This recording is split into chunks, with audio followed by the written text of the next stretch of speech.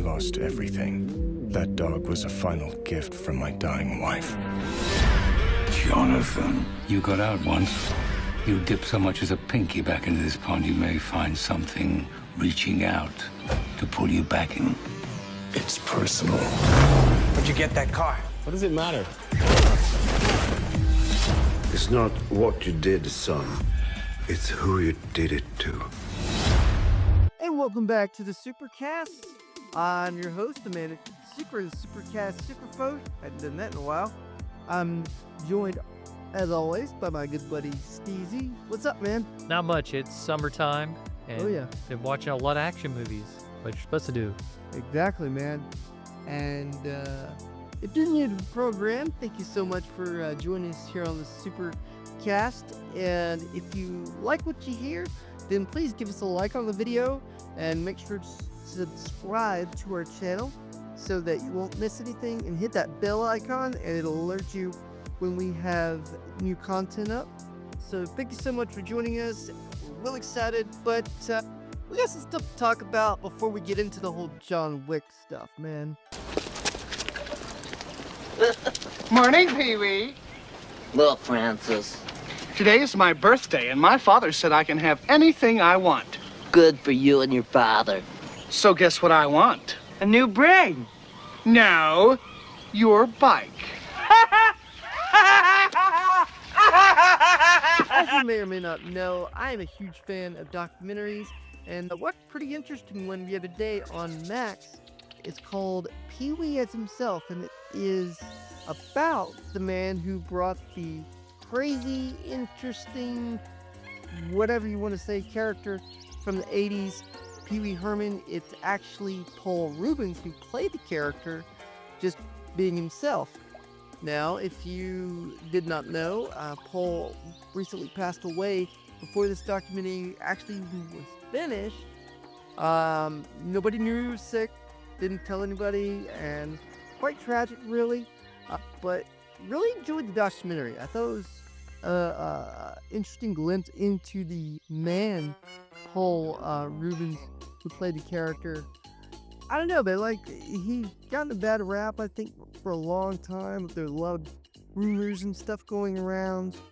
It seemed though he kind of made a little bit of a comeback, but then, you know, he passed away. But very interesting documentary on the man who brought us Pee-wee Herman. That's interesting, because I was curious by the title, because I didn't know if it was going to be like from the point of view of Pee-wee Herman. Like, here's the documentary about Pee-wee Herman, the character. Yeah. But it's more about Paul Reubens and like his portrayal of the character, I guess. Yeah, and his upbringing and, you know, his private life and that sort of thing. And it's because he and the director's off camera asking questions. And he says right from the get-go, he says it's kind of weird to not have any control over this. Or the most control, I guess. Because he's so used to, you know, doing the characters with the movies and TV shows and whatnot. And no, this is definitely about Paul Reubens, the man, and what led up to the creation of Pee-wee. A lot of people these days probably forget Pee-wee Herman was huge in the 80s. In the late 80s. I mean, he was huge. Pop culture icon.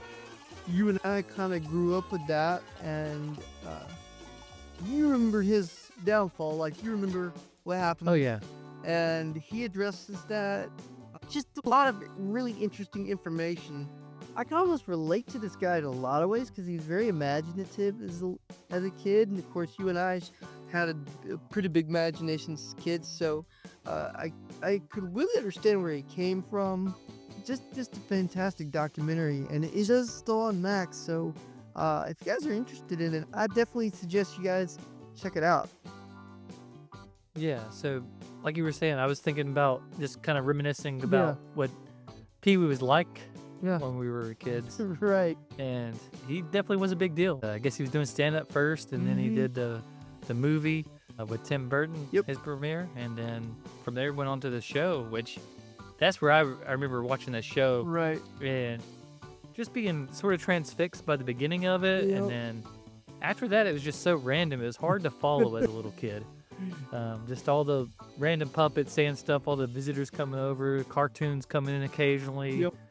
It was just all over the place. I'd probably get more appreciation for it now, but I remember as like a 3 or 4 year old, I was like, this is really hard to follow. Yeah. Yeah. And I was thinking about, this is weird. I just got put back in the weird part of my hippocampus. I remember what I was doing when I heard about Pee-wee's scandal. Oh, really? Yeah, like I was at my friend Zane's house. Yeah. I was looking at a box of Batman cereal. Mm. So 1989, 1990, somewhere around there. Right. And Zane's dad says, yeah, Pee-wee Herman just got arrested. And I was like, what? Yeah. They didn't really fill us in on all the details. Mhm. Eventually somebody was like, yeah, he got caught in a theater playing with his, and I was just like, what? That's so weird.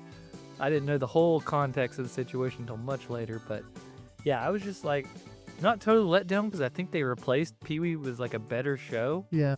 At the time, that's just how I felt.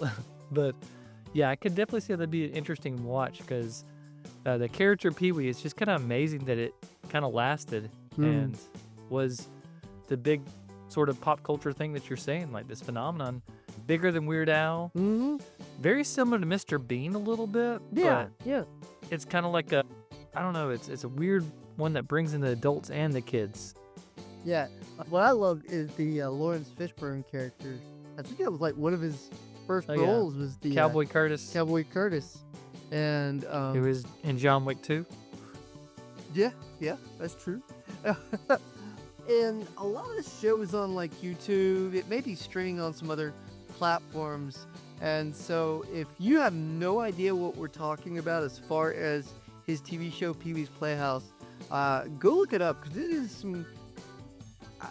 I don't even know how to describe it. Like I was watching a few days ago just to see, because it's been a while, and yeah, I could see where a little kid would get pretty lost in this because there's just a lot of stuff going at one time. I mean, that character was just always on and just crazy, and you kind of get tired watching him. Like you're give out by the end of the shows because his energy is just so manic. If you don't know the character of Pee-wee, he's kind of like a little kid in a grown man's body. And I hope that doesn't sound too terrible, but he says in the documentary, Paul does, that he based the character on himself, obviously, but some kids that he knew, and just, really thought back to when he was a kid, and so it kind of just reverted back a little bit. And apparently that was just all the rage in the late 80s and early 90s. He was also a part of another huge franchise, and Steve, you should remember this, who he played other than Pee-wee in the early 90s. He was in a lot of stuff. Yeah. And a lot of bit parts, like I remember him showing up in History Men with Ben Stiller. Yep. I remember him being in, I want to say he was in like some serious drama around that time. He's just a totally different character, but I think the one you're thinking of is probably Batman Returns. There you go.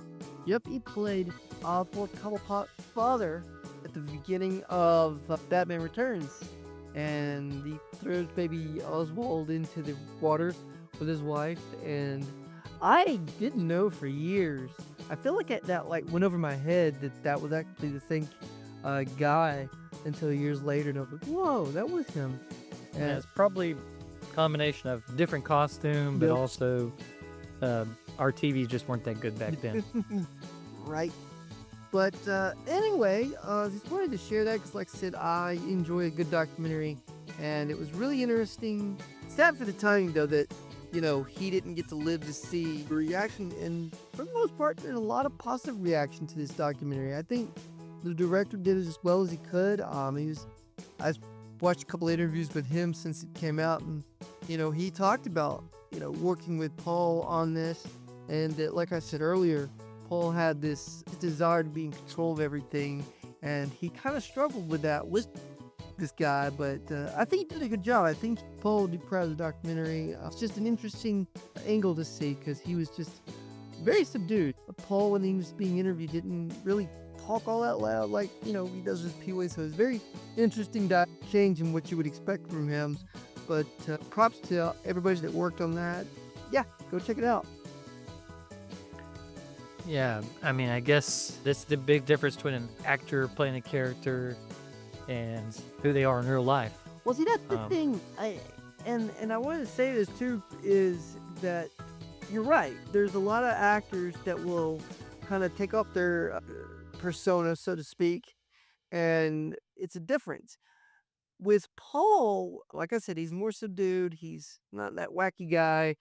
Almost kind of a dry sense of humor in real life, but still you can see the Pewee stuff is there. I mean, you can still see how he got to where he was, and just as a performer myself and stuff, it's really interesting to see what got him started as a kid and what he was interested in.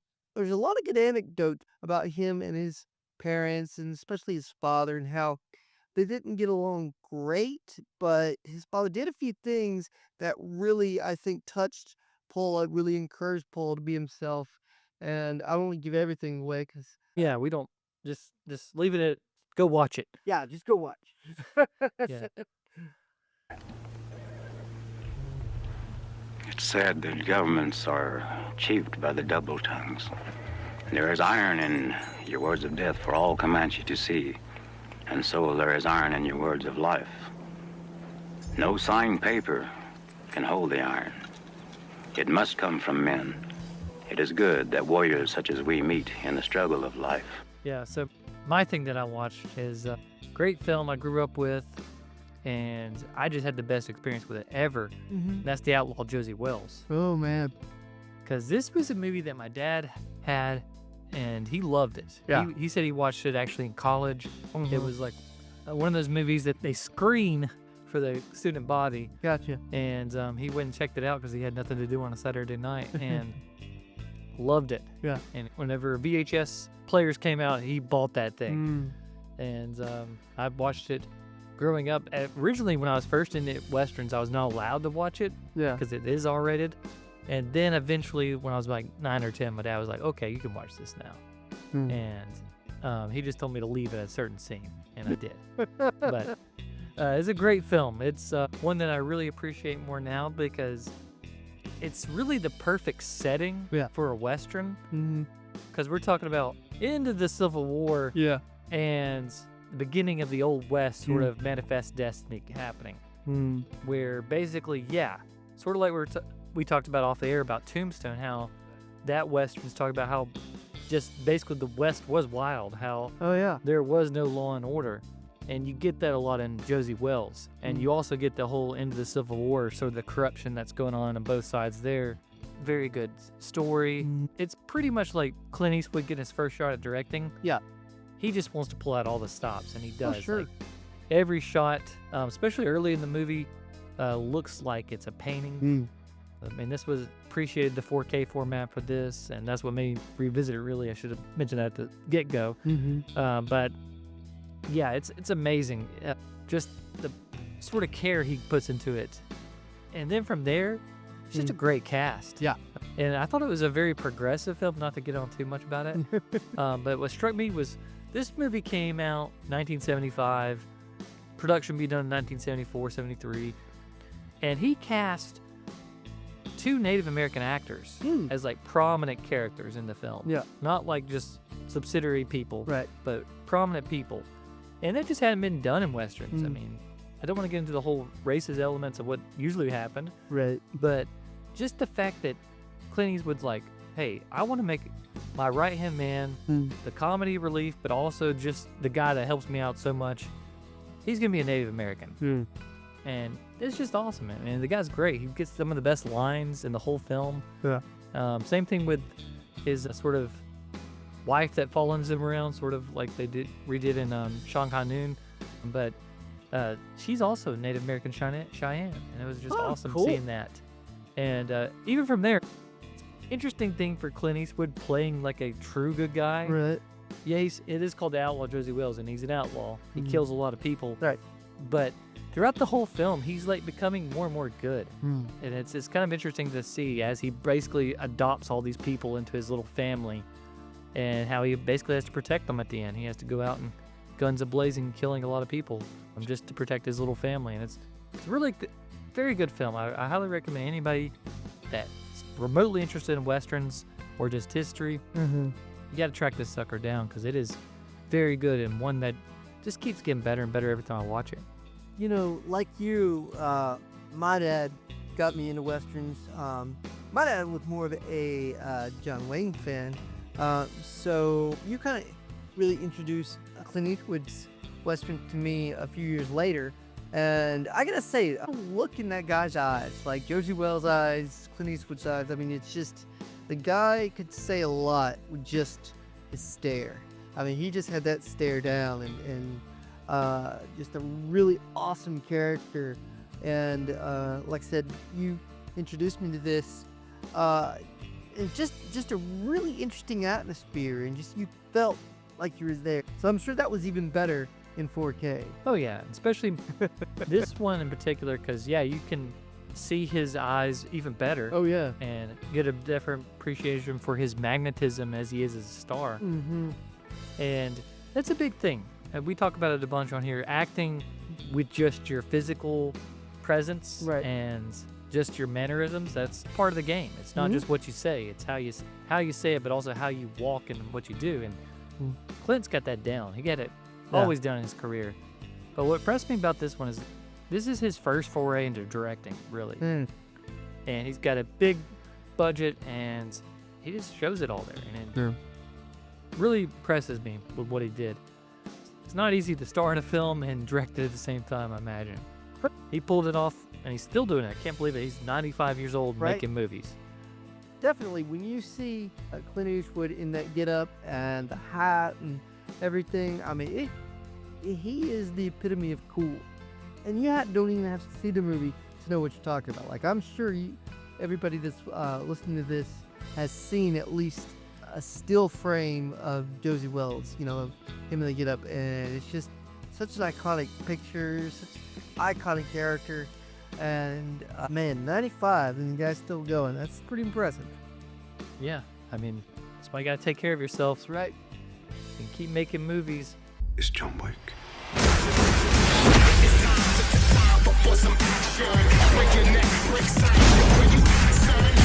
You working again? No, just sorting some stuff out. Task your crew. How many? As many as you have. And once again, as I pull off the miraculous segue, another guy that's taken care of himself over the years. Keanu Reeves. Oh man, who's getting to be 60 now. That's kind of crazy. And he's making these John Wick films that we're getting into now. Same thing with Keanu in these series. He's doing his best Clint Eastwood, in my opinion. I think he's trying to I don't want to say too much, and I think that's like something that I remember reading about the first film. Is they were like, okay, let's cut out dialogue. Let's let this guy say less. And it's definitely less is more of a strategy that applies to these films, to this character. A character that both you and I were both basically against for years, and then now we're just in love with it. So John Wick series, let's get into it. Yeah, this is really interesting. Now, just to kind of go back a little bit, because for those of you who know as old as we are, we knew Keanu Reeves from way, way back. And, you know, he has definitely had a interesting career and got pretty popular with the Bill and Ted films in the late 80s, early 90s, something like that. And of course, then he moved on to the Matrix series, which I was never a huge fan of. I appreciated it and liked the first film, but never got to be a huge fan of this. So when John Wick came out, I was initially hesitant by this. Like, this was a character that was brand new. This is not based on a comic book or, you know, any previous thing. But when you watch the films, there's definitely some influences that you can see, not to mention a Western or two. So I was a little hesitant, but then I started hearing a whole lot of positive, especially about this first one, you know, when it came out. And so I was like, yeah, I'll give it a shot. And oh my gosh, like, this is a film that you don't really know what's going on for quite a bit of time. Like, you're just kind of thrown into this guy's life, and we're trying to figure out who he is. Is he a hitman? Is he a criminal? And little by little, you kind of put things together, and this is a man about revenge, especially in this film, and wanting to basically settle the score with somebody. So an intriguing premise, and it just throws you right in there, and I really appreciated that. There was no waiting around, and man, I was hooked, and I can't say enough good things about this film. What about you, man? How was your thinking on this going into this film? So, like you said, originally I just thought of Keanu as Ted. Yeah, right. So it was for years, just this goofy dude. Yeah. But then I watched Speed. And Speed. I was really into Speed. There I we love go. that film. That kind of turned me as like, okay, this guy can do the action stuff. Yeah. Love The Matrix. It was a film that kind of changed my life the first time I watched it. The second one, loved it too. Third one, not gonna get into it. And that's kind of what the thing was he kind of lost his star power. Yeah. And when this film came out, I was just like, I feel no urgency to go see this film. Yeah. Because Keanu's just had all these busts in a row. And it's sort of like you, is like, I kept hearing stuff about it over the years. Yep. Especially as the second one was made, third one came out. And really what sold me on it was not only you, but also right around the time of the fourth one coming out, I started hearing some big time buzz about it. Just the filmmaking that was going on with it, the stunts that were in it, kind of like the whole John Wick philosophy as far as making movies. And that's kind of what made me want to check it out. And then we did a little episode on it. You can go find it on our episodes somewhere, but we're going to totally revamp it now because we both have grown since then. We both appreciate this character more in this series more now. No doubt. Because when I first watched the first film, there was a lot of stuff that I liked about it, but there was a lot of stuff that kind of detracted me from enjoying it to its full extent.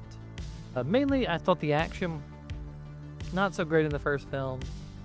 I've changed my mind on that a little bit, but get into that later. Yeah. But even like Keanu's performance, the silliness of the whole thing, the beginning of the film, all that just kind of brought it down just a few notches for me. But it's one of those things that, like, the more you watch it, especially the whole series as you go through the series, you just enjoy it more and more. And that's kind of where I am. But the first one, like I said, it was interesting watch because first time I watched it, you just kind of jump into it. You mentioned his character. What really appealed to me was the whole tall tale nature of everything.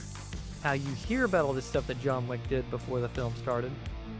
And he's just got this reputation. And I just thought it was awesome to hear a film that's like, we're not going to have to fill you in on the details right now. Just know this guy's awesome.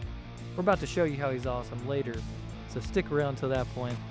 And they really are asking a lot of the audience the first time you watch part one because it starts off a little slow. Yeah. We are seeing this man go to his wife's funeral. He's sort of just barely making it. Right. And then he gets this great gift from his wife as like her parting gift to him, a dog. Oh, man. And little did we know how important that dog would be to the story and to John Wick, the character. But yeah, John Wick 1, let's get into it. Yeah, as we said, this is not based on anything beforehand, so you just really kind of getting to know the character as this movie progresses.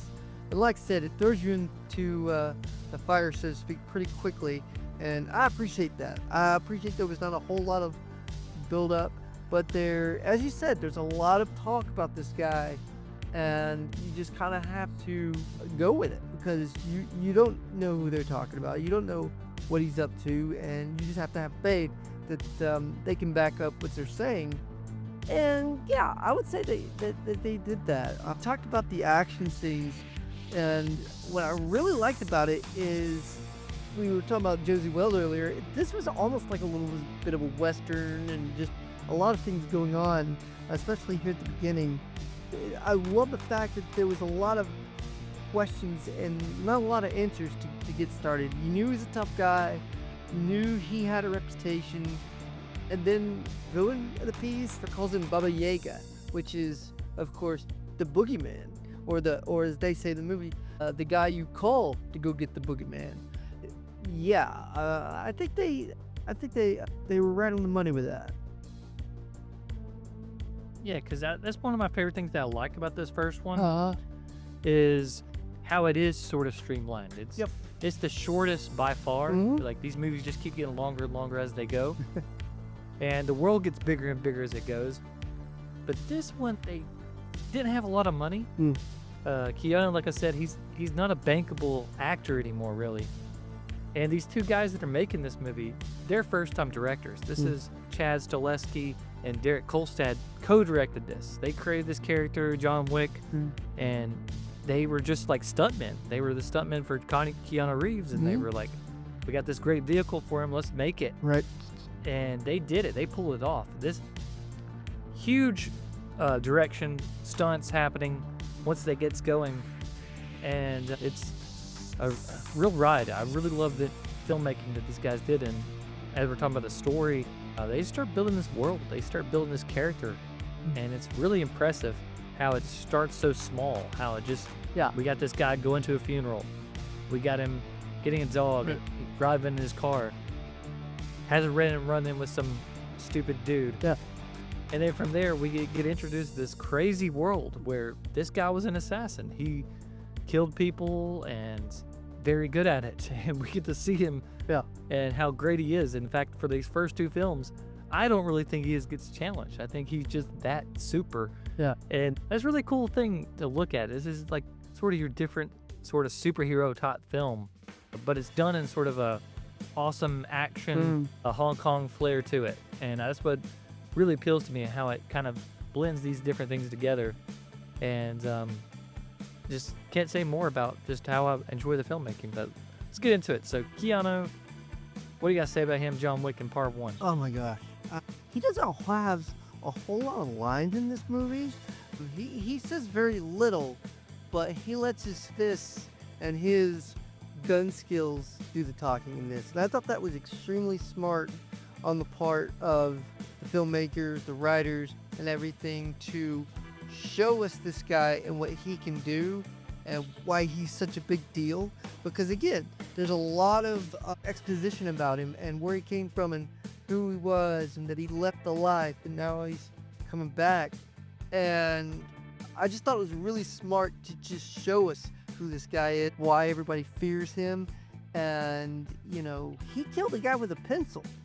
The only other guy I knew that did that was the Joker. I think that sold it for me, like, okay, this guy is not to be trifled with. This guy is pretty tough. And you learn pretty quickly. They back that statement up very nicely with the awesome action scene. Just the setup alone made me love this. And you just get a little bit more. And, you know, before you know it, you're like, this is the coolest character I've ever seen.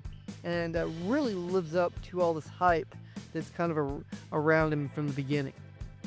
Yeah, because that's the funny thing is, like, I mean, just after Yosef comes and attacks this guy, he shows up at John Leguizamo's garage. He's like, you did what? Yep. He just punches him in the face, like, you can't steal this guy's car. You just made this guy so mad. And then really when we see Viggo's reaction to it, Yeah. that's when we really know this guy's not to be trifled with. Yosef really messed up. He's like, you're a dead kid. Basically, this guy's going to hunt you down. Yep. He's not going to give up. I'm going to help you out the best I can, but you're kind of on your own here, kid. I'm sorry you messed up. This John Wick guy is not to be trifled with. And that's the thing is we get to see him really flex throughout the movies. And I think Keanu gets better at playing him throughout the movies. I mean, as you imagine you would. And it's everything from just obviously the dialogue that's delivered, but also even just how he fights. He gets better at fighting as the series goes on. I think it's a little bit of the stunt coordinators getting better at how to shoot this, but also what they wanted to do. They kind of like, maybe they were holding back a little bit on this first film, but also just the way he handles the guns and the way he moves around. I think it's more proficient as the film goes on and as the series goes on. Really like this character. I think, and as much as I remember Keanu as Neo, I think this is going to be the character that we remember Keanu for. Especially this series keeps growing and growing. Yeah, it's definitely doing that. But I love the phone to try to save his son. And I think he gets like 2 or 3 words in. And Wick's like, yeah, not having any of that. Hangs up on him. And he knows, okay, my son's done for. I mean, there's just no question. And right then you realize, okay, this guy is not just a man. This guy is just a machine. This guy is built to take people out, and he's got this reputation. And you just know, even before anything really goes down, that he's in some trouble now. And just what happens after that is maybe less story and more action. But I think that's okay. I think they do such a good job with this action to tell the story that I think it is what it should be. There's just not a whole lot of dialogue, as I said, and not a lot needs to be said, honestly, in this first one, because it's a very self-contained story. And you and I were talking off air about this, and how when they made this film, there was no, at least discussion, as far as I know, of a sequel, let alone a whole series. So they had a lot of freedom to go as far as they wanted to. I mean, they could have killed John Wick at the end of the movie. You don't know. But, and by the way, spoilers. So if you haven't seen this movie, I guess we should have said that at the beginning. But no, they just say, okay, here's the guy. Here's what's going on with him. He's lost his wife. His dog gets killed. And now this punk has got his car and is wrecking it. And it's not looking too good for Mr. Wick. And his reaction to that and his revenge is was something to behold, really. But that's the thing, is this guy was happily retired. Yep. He had done this impossible task, which, as I was texting you last night, I hope we never get to see the impossible task, Right. what it was. I like how it's built up in our minds as just this crazy thing. Yep. He even had to pull the guy in from part 2 to help him in on it. Yep. But basically, he's a guy that had retired, put this life behind him, literally buried it under the ground of his house. And then his wife dies, and this dog is giving him hope, at least to kind of stick around. And then this jerk comes and shoots it Yeah. in his face, or as he's basically unconscious next door, and it drags the dog next to him. And that just kind of definitely lit a fuse in this guy. I don't think the car was as big a deal. Yeah. I think the car, yeah, he liked it, and definitely liked to go joyriding and stuff, but this is what the interesting thought I had while watching it this time. Could John Wick really have retired? Or is this just who he is? He is just a killer. I think that's the big thing that this series kind of hashes out. Do you want to answer that now, or you want to save that? Well, I'll go ahead and say this. I think at the beginning of this series, when you're introduced to this guy in this life and this thing that he's a part of, I think it's kind of like the mob. I think it's one of those things where you can only get out if you're dead, or you know, something like that. So no, I think he wanted to be out, and everybody kind of feared him, so they kind of, you know, just let him go do his thing. But I don't think he was ever fully out. I don't think he was ever, and I think he did his best to be out. But then this little punk kid comes in and wrecks everything. What's it got to do? And he had to do this. And to have instant empathy for this guy, because he's lost everything. And so, yeah, you're rooting for this Baba Yaga, this boogeyman, to come out and wreck some stuff. And so, yeah, I don't think he was ever completely out. I think there was just sort of a, I don't even know what to say, facade that said he was out. But, no, I think he knew he was still in there. Yeah, I guess he just stays at the top of his game, no matter what's been going on in his life. Right. As soon as he gets those guns in his hand, he's like, okay, I'm feeling it. And going back to the point you were making earlier, brilliance of this film is set it all up, raise the stakes, and then we're just watching stuff happen from then on. Yeah. And it builds and builds. I'm not going to spend much time talking about Joseph, because he's just kind of a guy that, yeah, he kind of picked on the wrong guy, basically. Yeah, right. But I don't know what it is about this actor, Alfie Allen. Like, why does he get typecast as this character, basically? Because this is basically Theon Greyjoy all over again. Right, yeah. And you love to hate the guy. I mean, I'm sure he's a nice guy in real life. And I'm sure, you know, he's nothing like these horrible guys that he portrays. But yeah, there's something fun about playing a villain. And I know there's a lot to that. But I would be like, okay, yeah, I played two a-holes now. You know, give me a nice guy. I can be nice. But he just does this character so well that you just love to hate him. You're just waiting for him to get his comeuppance. You're just waiting for John Wick to get his hands on him and just, you know, make him rue the day that he ever met with him, you know. And I think the film needed a character like this to show us who John Wick is. Who is this Baba Yaga, and what can he do in response to this little punk stealing his car, killing his dog, and just wreaking havoc. Yeah, because that's the funny thing. Yosef thinks he's a big bad man. Yeah. Comes in there, breaks in John Wick's house, does all this stuff. And then, as the film goes on, you get to see him get smaller and smaller. Yeah. Like, first his dad gets on to him. He's like, it's not what you did, it's who you did it to. Yeah. And beats the crap out of him. Yep. Man, not good parenting. But not from really. there, No. we get to see this guy get gradually more scared. Especially, I love that scene where he orders more alcohol. He's just like, yeah, I'm already drunk, but let's kind of hide the fact that I'm really scared that John Wick's coming after me. Oh, man. Like while they're hanging at the bathhouse. Oh, yeah. Bro. And then basically, as the film goes on, he's kind of like in a slasher film. Like John Wick is going around killing his friends, just massacring them, and there's nothing they can do about it. This guy's just a force of nature mowing through them. And when it's just him and John Wick, he's begging for his life. But John Wick doesn't even want to hear that. He's just like, okay, you're done. If you Game over. started the film here with the bathhouse and Yosef, you would have thought that Yosef was the good guy and that Wick was just this, you know, scary guy that just went around and killed people. Because if you take that out of context, then yeah, you would think that's the villain. But no, he is the punk that messed with the villain, and so it's almost a reversal kind of thing. And it's just like, yeah, you're rooting for Wick to get this guy, not only get him, but just wreck him. I mean, I don't think I would have been satisfied with just like a shot in the head or, you know, a slash to the throat. This guy's got to suffer a little bit. I know that's so dark, and I'm not really that dark of a person, but just watching this, I think once you get to this point, you're rooting for Wick to just do all kinds of sort of damage, because you're like, hey, this guy has just ruined everything that this guy had left. I mean, he barely had anything at all, and then now he does this. So when the chase is on, yeah, you want him to take him out pretty brutally. Yeah, and it's really intense as far as what we see happen to this guy. But yeah, I like what you're saying, how basically the film from the get-go gets you behind John Wick. Yep. You said that earlier, that we kind of see this guy, he was downtrodden.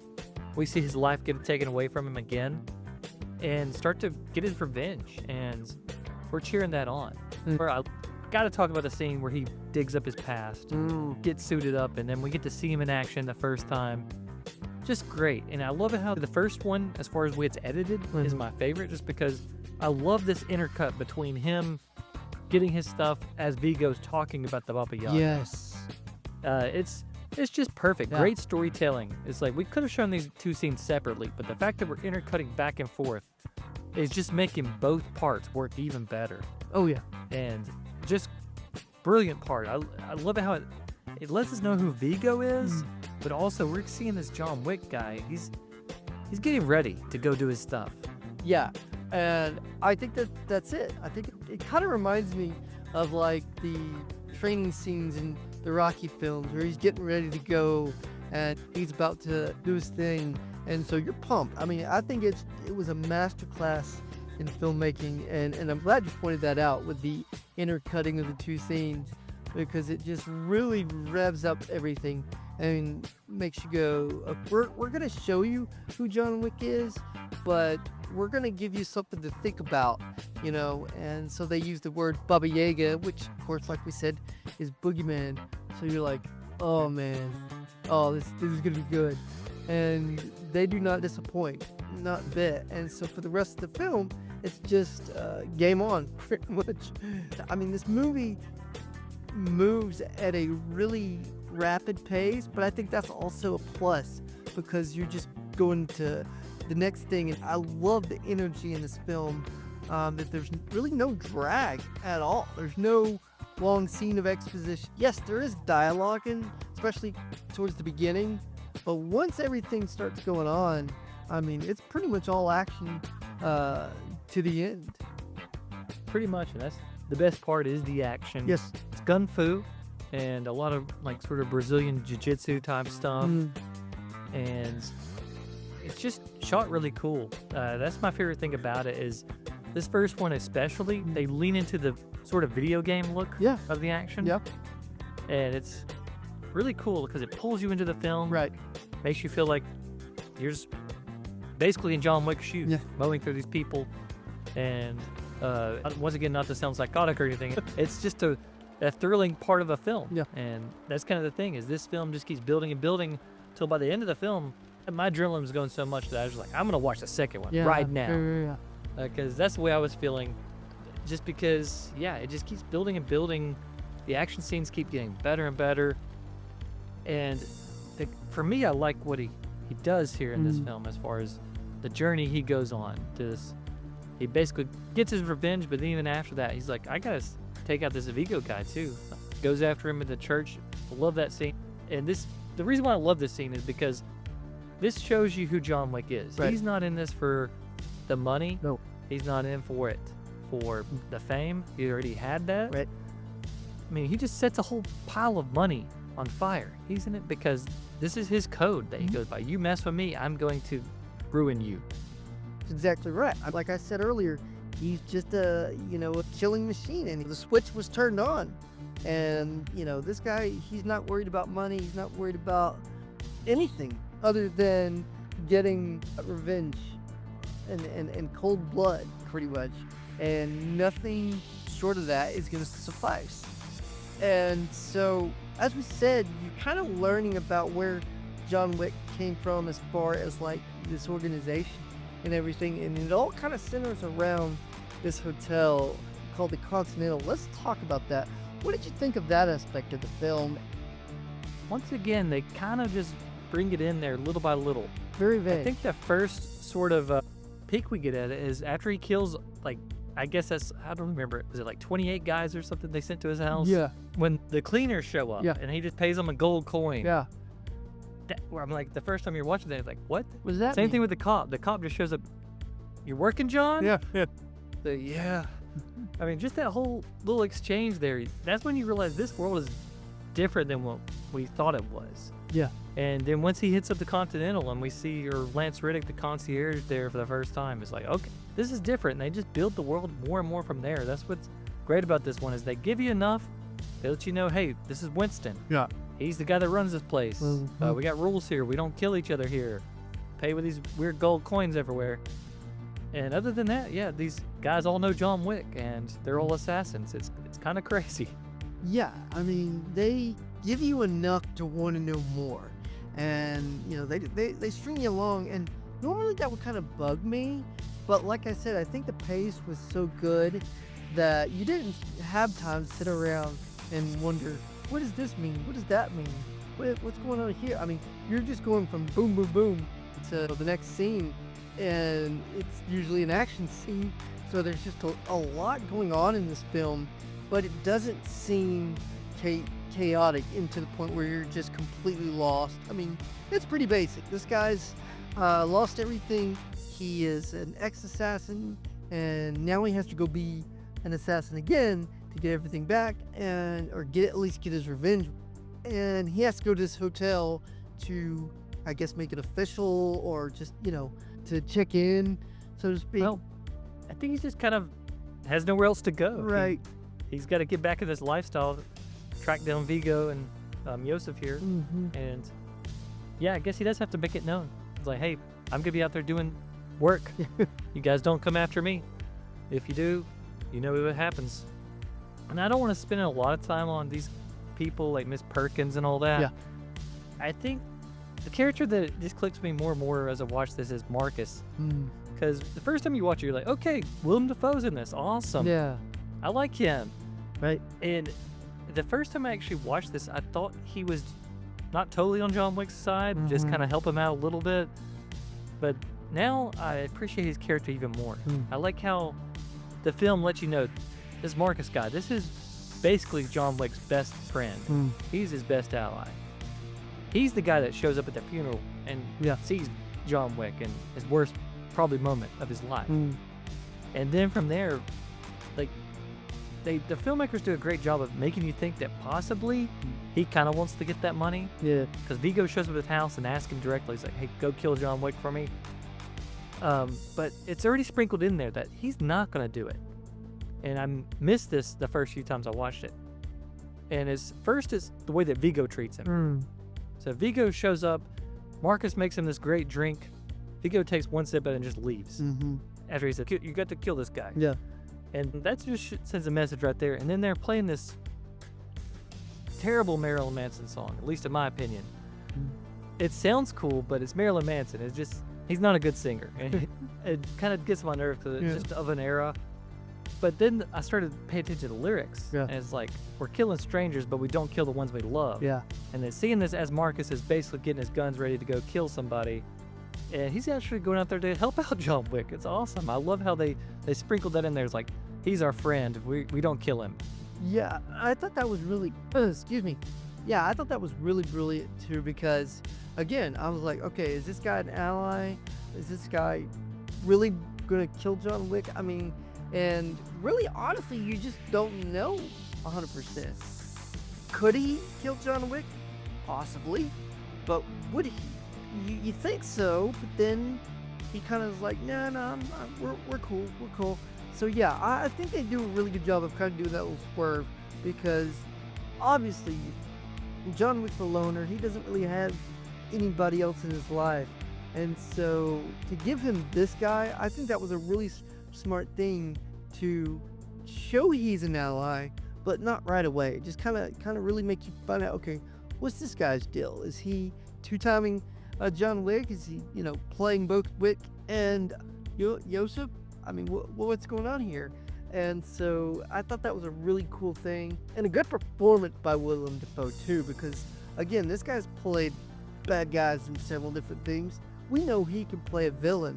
So he's a little bit of a shady guy himself, which I guess John Wick is too, if you really want to say it. But I thought this character that Willem Dafoe plays was a very critical one in this to kind of set up this John Wick had anybody that he can count on. And yeah, I think so. Yeah, and I think that's what really brings this story full circle and shows you sort of what we keep seeing through the whole series is violence begets violence. Right. Revenge gets more revenge because first it was John Wick having to revenge his dog, kills Josey. So then Vigo has to go after John Wick, but instead he kills Marcus. So now John Wick's like, I gotta go kill Vigo now. And it just keeps going and going because from there we get into part 2 and all that, so on and so on. But this first part is, just great. I appreciate it more and more every time I watch it. The action just keeps getting better and better. Even the fight at the end that I know a lot of people would probably say it's really not the best, especially after you've seen all these other great scenes where basically John Wick's mowed through a series of people and this little hand-to-hand fight out with Vigo still kind of works for me. I think it's kind of neat to see these two guys that have kind of gone through it, the last two remaining basically, just slugging it out. It's really fun to watch. Yeah, and if you're watching this film and you don't know there's these other films coming and you're just solely focused, and that's what we wanted to do, is to really talk about these films separate and say, this tells a very interesting story. And one aspect to this that I think is really interesting, that if you're a fan of this program, we love noir genre. I think there's tons of noir in this. I think this is as neo-noir as it really gets, because even when everything is kind of resolved, there's no party, there's no ticker tape parade. The mood doesn't really get light. It just gets darker and darker and darker. And so it's just a really interesting film to watch on its own because there's just so much going on, a lot of questions.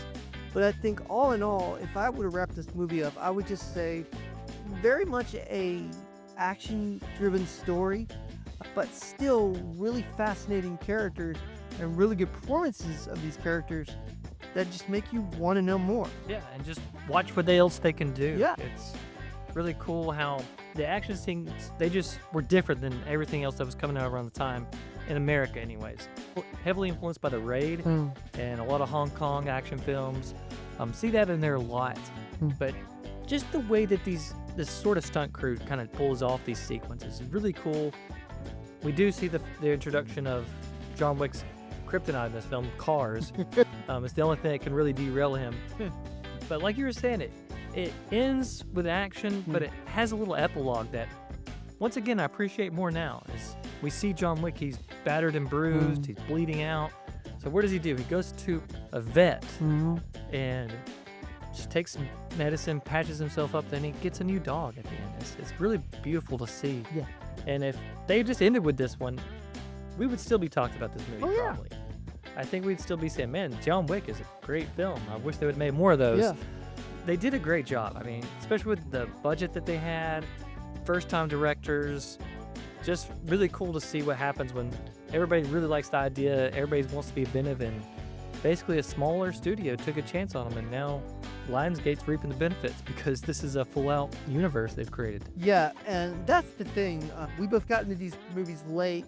The universe had already been established, and so I was definitely interested in this film and what it could do, because there was a lot of buzz about it, a lot of buzz.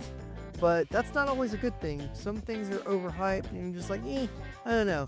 But I'm telling you, and you said this earlier, as soon as the credits rolled on the first one, I was ready to go to the second one. Like, I was like, let's go, because, like, I don't know what's going to happen next. And what's great about this series is the sequel is not a carbon copy of the first one. This is a whole different thing. Yes, same characters and everything, but this just builds on what the first one did. And I thought that was a really good thing, as we'll get in the second one in our next episode. But just leaving it on this first one, hugely entertaining film, great performances, a great soundtrack, just everything fit so well together in this little package that, yeah, you can't help but love this film, in my opinion. Yeah, they really knocked it out of the park. Yep. It's a marvel to see.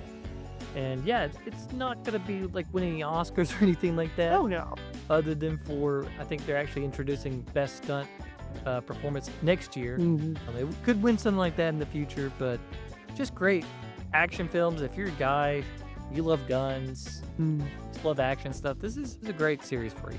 To me, I love all that, obviously, but to me, it's the filmmaking. I think they did a great job, and the great thing about this series is Chad Stahelski just gets better and better. His crew gets better and better. Keanu gets better and better. With that being said, I still highly rank this film. It's very cool to watch. Every time I watch it, I'll probably like it even more. Totally agree, man. How good's your laundry? No one's that good. I thought not.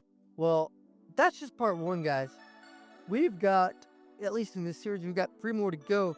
So please, make sure you hit that like button on this video, because it really helps us out. Make sure you're subscribed and share this video with your friends. And let us know in the comments, what was your favorite scene in this first movie? What did you really enjoy about John Wick the most? For me, it has to be the action scenes and just how everything is almost like a dance kind of thing. But what did you enjoy about it the most? Oh, you're talking to me? Yeah. What you just said. I mean, as I said at the beginning, this is what kind of pulled me into it. Right. I read about these elaborate action sequences that are kind of like a dance, like you said. And it's gun fu. It's a different sort of gun fu than what I'm accustomed to seeing. Right. But it still works. It's still awesome. Yeah. Tons of choreography needed to do something like this. Especially, you got to think when you're watching this, your camera crew has to be on point. The guys collecting sound has to be on point. The actors, the performers have to be on point. A lot of moving parts to make something like this. So it's really cool whenever you see that go down the way that it did. 100% agree, man. Well, it was a lot of fun to talk about this film. Almost as much fun to watch it. So thank you guys for joining us here on this part 1 of our John Wick series. But hang on to your hats because we've still got more to go. So again, make sure you give us a like on this video, subscribe to our Twitter at @TheSupercast, and join us for part 2 of the John Wick series. Until then, I am the Superfosh. He is Stevesy. We'll see you guys next time on the Supercast.